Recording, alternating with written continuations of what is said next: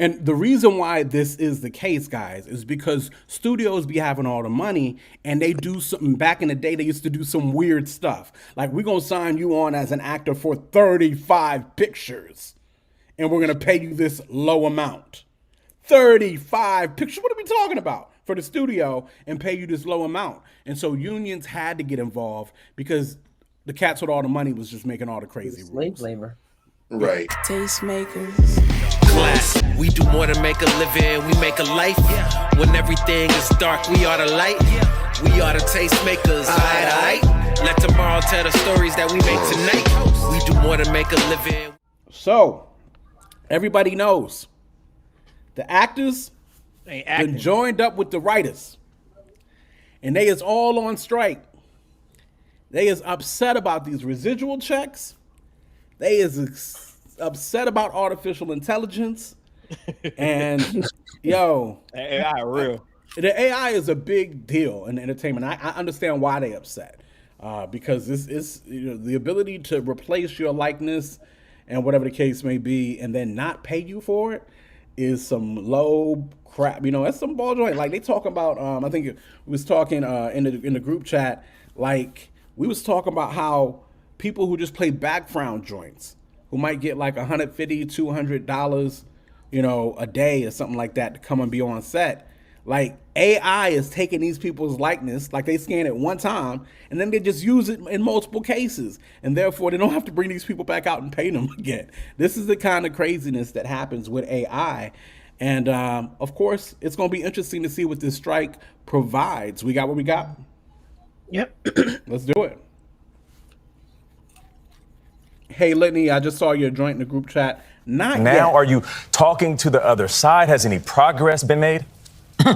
I wish we would be talking to the other side. We said we would start talking to them immediately, but they're punishing us. They don't want to talk to us. So, oh, well, they complain that it's going to shut down the business, but they don't come to the table. So tell me what's happening. So no meetings, no phone calls, no Zooms. Is there any communication at all? No, I think stonewalling is their preferred technique. Wow. Fran, Michelle Miller here. That's what we're up against. Well, the other side, as we call them, or calling themselves the Alliance of Motion Picture and Television Producers, which is bargaining for the Hollywood studios, which includes Paramount Global, Paramount Studios, and CBS, all which we must... We are part of. We are part of. Of course. They say the union, they say the union has mischaracterized negotiations. And to that point, so what specifically was in the offer? Because they say they gave you a very impressive offer. Share it with us. Well, first of all, most of my members don't even meet the threshold to get health insurance, which is only $26,000 a year. And in most jobs, that would be considered a part-time job. So to go on strike is a major deal. I mean, it's a big responsibility, and they all wanted it in unprecedented numbers, 97.91. So why would we go on strike if we were offered such an incredible deal? It doesn't make sense. We're not making $78,000 a day like the CEOs of these companies. So it's insulting for them to imply that we're being kind of spoiled brats when people are journeymen, working people that just want to pay the rent and put food on the table, can barely make it to the threshold of health insurance in most cases. So, what are we talking about here? Who are these people? They want to squeeze blood from a rock, because all they're interested in is showing their shareholders how much money they're making and not losing. And where do they go? To the performer, who is the very foundation of their whole business model. It's very strange. I don't understand why people just don't do the right thing, why their whole culture doesn't shift to having character. Yeah. Well, Fran, I mean, they would say that if you look at their streaming divisions, with the exception of Netflix, they're not making money in those divisions. So let's linger on the money question for a second here. You've got millions of Americans, many of them watching right now, who are paying $10, $15, $20 a month to multiple streaming services. They can watch The Nanny until recently on HBO Max. I think you can now watch it on Pluto, which is a Paramount property. Help us understand the difference in what you earn as a performer for a re-airing of The Nanny on a broadcast, old school, linear, CBS-like channel versus a streaming re-air on an HBO Max or something similar. Okay, just to be clear, we are on Max, but we're on several platforms as The Nanny. In the old days when we did The Nanny, the business model was based on success was longevity of a series. And if you had eyeballs and ad dollars, you would stay on the air. So you can be on the air 6 years, 7 years, 10 years, 11 years. And then episodes, each season was 22 episodes was like the minimum, 24, 26. We did 28 many times. Okay, so then the show was on network television. Then it would go to syndication. It would be on cable. It would sell around the world. And it would have a long tail of revenue.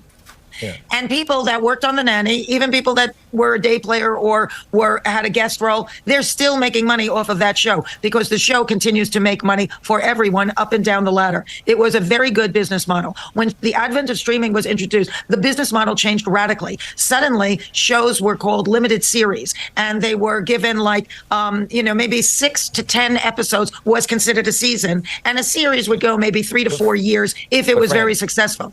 But Fran, could you bottom line it for us, if you could? It's two different business models completely. That's why you're on strike. That's why you're negotiating. If there's a re-airing of The Nanny, how much money do you get or a person on that crew gets in contrast to what you get if there's yet another streaming viewing right now? I can't even tell you that because it doesn't air in the same way. We don't know what the numbers are. Those people that run the streaming channels are very secretive. They won't tell us. So they'll give us some money that they say is what's coming to us. But we can't make enough when we're only doing 6 to 10 episodes and it's in a vacuum. There's no tail beyond it. The money we have to follow. That's in subscriptions.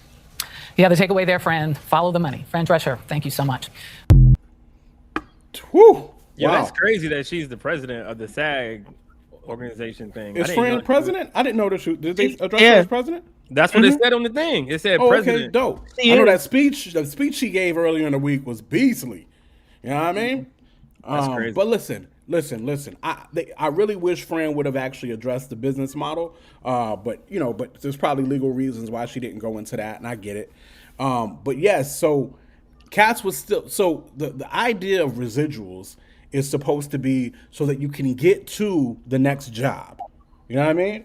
That's kind of the quote unquote there. So you've got the old joint where they would be syndications on, your regular cable joints. They was making money. You know what I mean? They were on them residuals. Now with streaming networks picking up, they ain't making really that kind of money. I think, as Charles said, dude from Insecure, I can't even think of his name right here. He said he had 10 residual checks that totaled $86 and some change. Totaled. Nobody is doing nothing on $86 and some change. That ain't holding you over to get to your next joint. Nothing like that. So the game has changed because of technology. The game has changed because of streaming. The game has changed because of AI.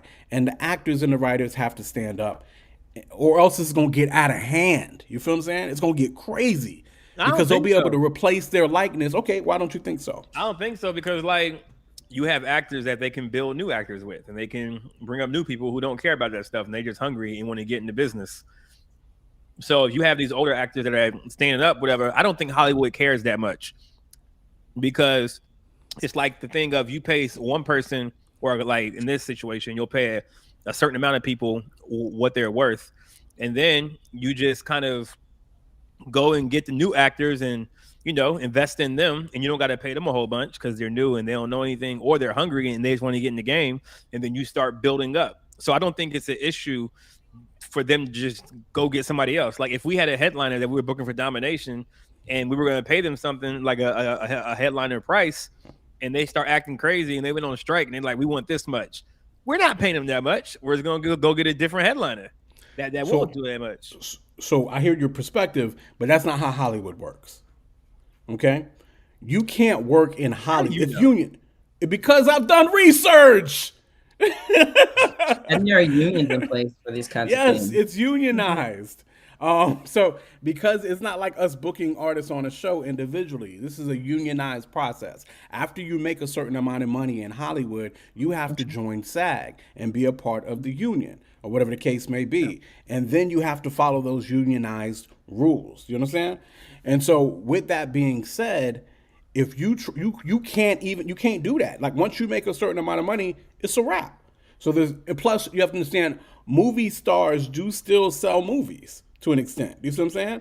Yeah. Like people still go see movies because Denzel Washington is in the movie. People still go see movies because Will Smith, Tom Hanks, Tom Cruise, because of movie stars. You feel what I'm saying? Yeah. So there's still reasons why people go see the movie. Most people don't watch movies. Shows, a little different. Most people don't watch movies where they don't know an actor in the movie. That ain't what most people do. Yeah. So that ain't really how that works necessarily. So Charles is ready to rip you a new one right now, Goss, because And Charles, he's in Los Angeles and he works on in that kind of world. So he's like, can I get in here? So actually, you know what? Let's do that real quick. the Charles Just in the to box. get a Los Angeles. I'm not gonna put his job credentials out there at where he works at and what networks and all that kind of stuff. But yeah, we'll go ahead and let him talk a little bit about that. So yeah, it's crazy what could happen if they don't get ahead of it. Before Charles get in here, any other thoughts real quick? Goss jumped in. Brina, Key.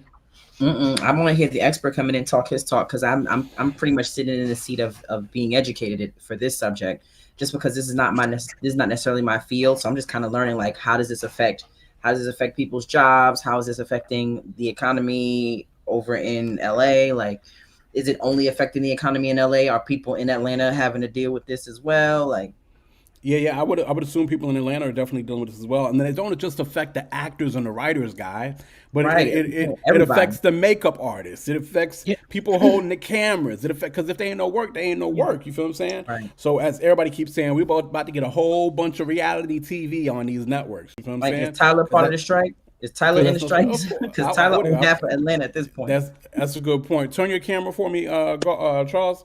There we go. Boom, boom, boom. But yeah, man, go ahead and get in here real quick. Let them know that Los Angeles perspective. All right, so can y'all hear me okay? Yes, we can. All right, what's good, everybody? So the way that it works is, and this is based on my knowledge, so I do work in the industry to a degree. I work for a particular studio. I'm not going to say the names or anything like that. I want to say this. I want to say the studio name so bad, but I want to blast you like that. Go ahead. I appreciate you. And a lot of family and friends that actually depend on the industry, that are involved in the industry, whether they're actors, writers, producers, camera people, whatever the case is. So everything that Fran said, of course, that's going to be on point. Goss, like Quote was saying, Hollywood does not work the way that you think it works. Everything here is relationship based, and a big part of those relationships is being unionized. The entertainment industry runs on unions. There's a union for drivers. There's a union for food and catering services. There's a union for actors. There's a union for writers, a union for producers, directors. There's very few job types that don't have union representation. And if you desire to reach a certain level of prestige and make a certain dollar amount to really finance your career, a lot of the handshakes and relationships that you make are going to come from that union representation. The way that the strike is going to potentially impact everybody right now. 1 second, Charles. 1 second. And the reason why this is the case, guys, is because studios be having all the money, and they do something. Back in the day, they used to do some weird stuff. Like, we're going to sign you on as an actor for 35 pictures, and we're going to pay you this low amount. 35 pictures? What are we talking about? For the studio, and pay you this low amount. And so unions had to get involved because the cats with all the money was just making all the crazy rules. Slave labor. Right. And so the last time the actors struck, I want to say was like in 1980. The last time the writers and actors both struck together was in like 1960. 1960s, yeah. And every time it has to do with money, particularly money as it pertains to new forms of media. So when it was DVDs and everything else, and the idea of being able to get residuals, like, oh, these studios are making money hand over fist off these DVD sales, but us as actors, we're only getting paid when they air on somebody's screen, not when it's sold as a hard physical copy of this new technology. We need to actually be able to get a part of that. I'm saying I'm not an actor, but just from that perspective, same thing with streaming. And to Fran's point, before they'd make the money in all the different ways in which something would go into syndication, the idea was to get whatever your product was in syndication. I want to say it was after maybe like 5 seasons, it would automatically go in. Maybe 3 was the mark, but it was a certain episode limit that you had to reach before it was considered eligible for syndication. Now, because seasons are so much shorter, it takes more to get to that point. And then because of streaming, syndication isn't even really much of a thing. They'll just get your product and stream it. And because they're not giving up the information on the numbers, people are getting cut out of what they deserve from that. So that's a problem. Let me jump in one more time. Lost and Found saying 5 seasons. So listen, here's another thing. It's a level of transparency that's not being getting. With the syndication and the cable networks, people were able to see how many viewers were watching a particular product. And then, you can get even paid based off of that. Streaming is a little bit more murky.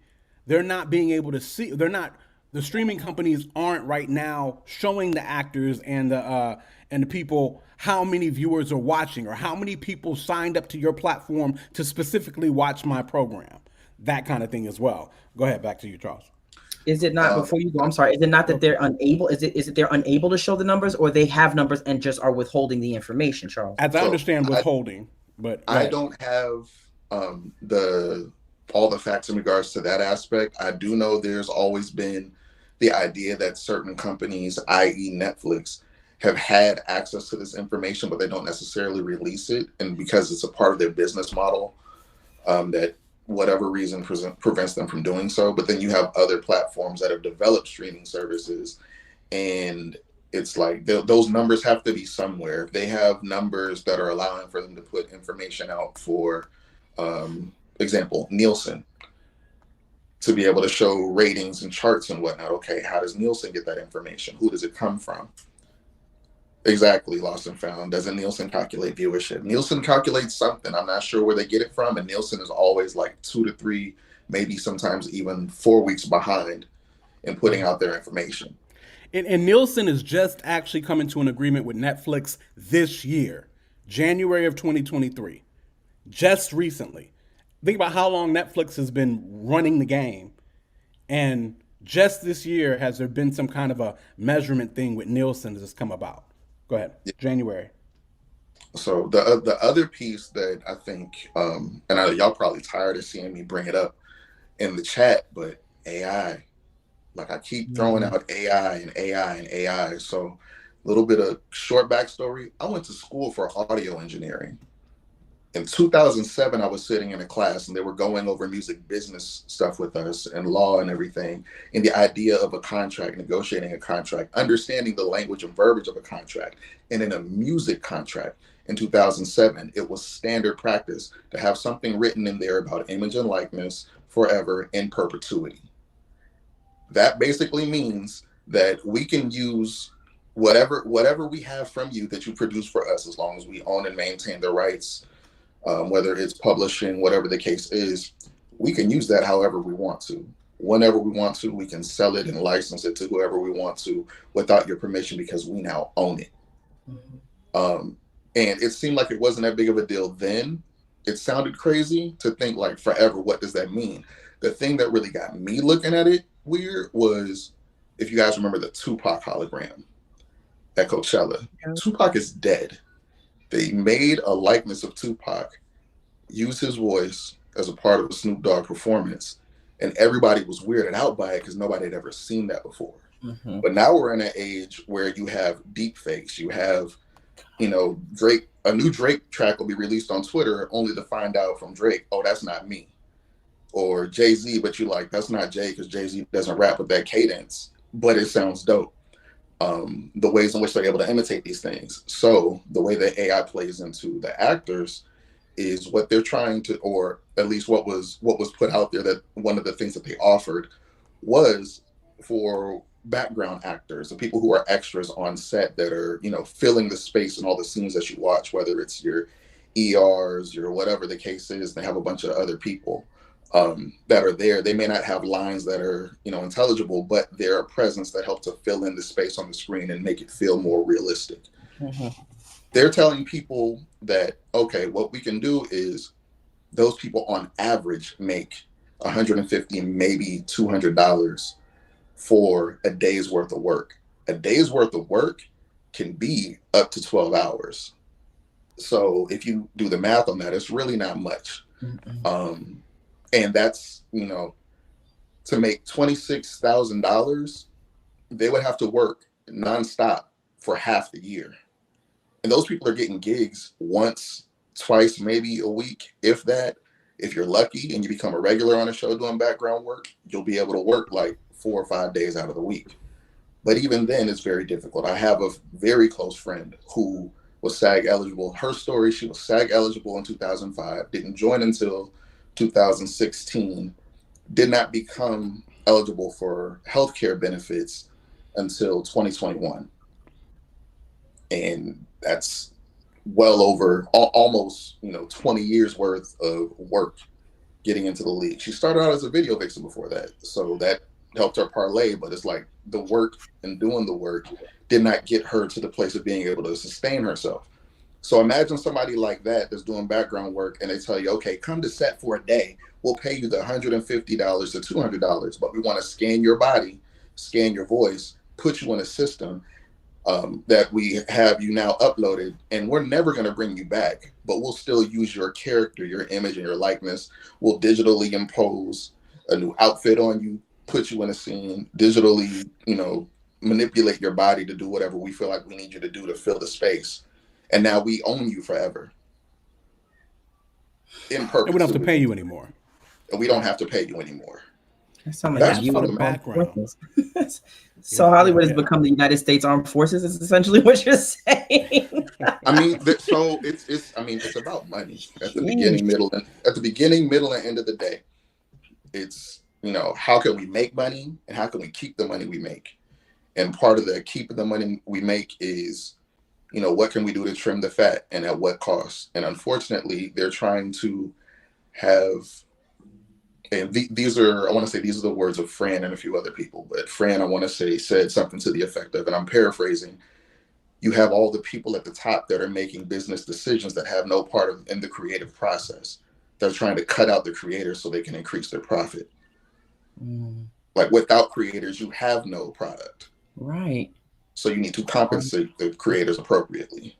Do you think they're trying to AI everything because they know it's a cheaper option? You think they're going to try to AI whole seasons and scripts and stuff now? I mean, I don't know. That seems to be a lot of. Why not try?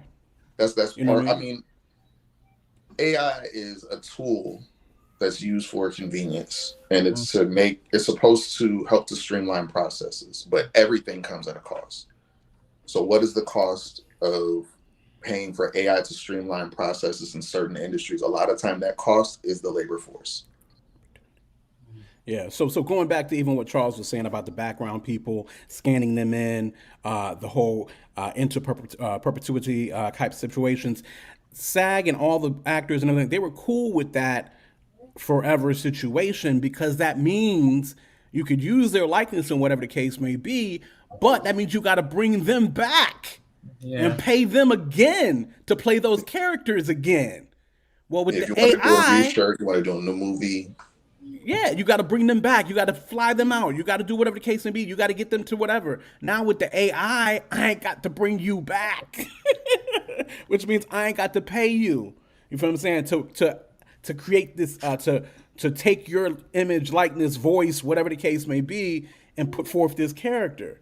And so this is extremely whereas AI can be used as a powerful, good tool, and AI has been used in the movie industry and entertainment industry for years. This ain't nothing new, but using it this way is what can be very, very problematic. So, perfect example of how AI has been used. I don't know if anybody's paid attention to the new Secret Invasion. Secret Invasions, yeah, their title sequence. The entire title sequence of that show is AI generated. What they did was they had some artists that put together some pictures, and then they used those images and programmed AI to morph between them and do a bunch of other stuff on top of it. As opposed to literally before, you would have had to have artists digitally create those transitions and everything on their own. People would have been paid for the work of doing that. I don't know what level of payment did or didn't go into that. I just know that was a big topic of discussion out here. I'm trying to think of what else there is in regards to it. Oh, just the jobs, the market, the way it impacts, at least I'll say the city, because it's more than just Hollywood that's affected. Any working actor that's SAG, that's a SAG member in the United States, they're not making appearances anywhere. They're not doing interviews anywhere. Things like Comic-Con are on the board for getting scrapped. because they're not going to be able to show up and be a part of promoting whatever content they were a part of because they're not getting compensated appropriately and they're standing with their brothers and sisters in SAG. But also the businesses that depend on the industry. So your makeup artists, costume designers, gaffers, camera people, electricians, carpenters, chauffeurs, caterers. There's so many other businesses around it that service it that are now, hurting. It affects a lot. For lack of a better word. And granted, it's early on in the strike to really be able to try to quantify what level or to what degree that hurt is coming. But it will be felt. I'll just say this. I noticed that for me, my commute to work every day has been a lot lighter. I hear that. They're literally striking when I cross into my studio line. There are people on the sidewalks with their pickets and everything else. So it's going to be interesting to see how it goes. What do you do for the studio, Charles? The conspiracy. Oh, sorry. What do you do for the studio? I'm not saying. not on here. I'll get into that in the group chat. Okay. If you want to know, this would be a reason to join Patreon. I can get into a little bit more there. Yeah. But yeah, there's only because I don't necessarily know what eyes are going to see this, and there may or may not be. I'm not saying anything that's not already known. I'm not saying anything that's going to jeopardize myself, but I'm also not going to intentionally name myself and where I am to, I'm not going to snitch on myself. Yeah. You got a family. Exactly. I got people to support. I got mouths to feed. But yeah, it's an incredible situation, and I don't even know if incredible is the right word to use. It's just there's so many ways in which to go with it.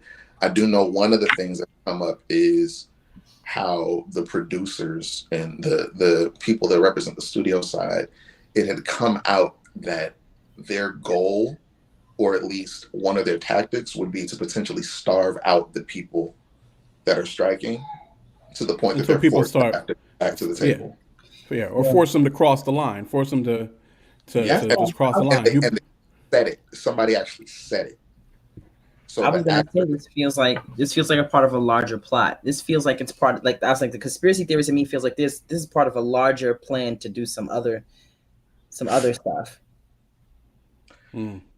So, question in the chat, Mo said, is it not a way to put it in the contract that they can't reuse your likeness without paying you for it? Well, this is the kind of stuff that they're striking for, to find out how they can get this into the contract. You know what I mean? That kind of thing. So that's exactly the kind of stuff that they're trying to strike for, I'm sure.